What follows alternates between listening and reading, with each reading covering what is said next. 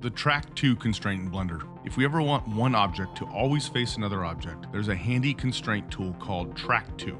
It's most commonly used to keep a camera always facing and following an object, but it can have a lot of other uses as well. Select the object that we want to have follow the other object. So in this case, we want the camera to follow this object. Go to the Properties panel, and in the Constraints tab, that's this icon right here, press Add Object Constraint. From the menu, choose Track To.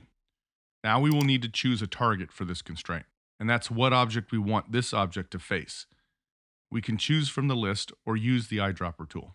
In this case, the target will be this object right here. Now, wherever the target object moves, the object with the Track To constraint will rotate to face it. But it doesn't just work on cameras.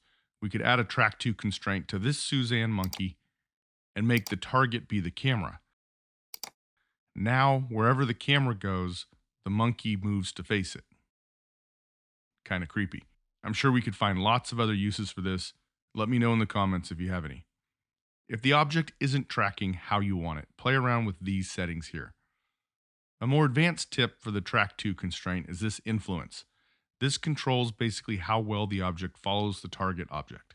At 1, it will follow it perfectly, and at 0, it won't move at all. And in between, it will track a little bit more loosely. And we can actually add keyframes to this and animate the influence. I'll link to an intro to keyframe animation video. Using this, we can, over time, have the object pull more toward the target object and or move away from the object. And this is one of the 50 Blender tips I cover in this video right here. Check it out if you haven't. Please hit that like button and stay creative.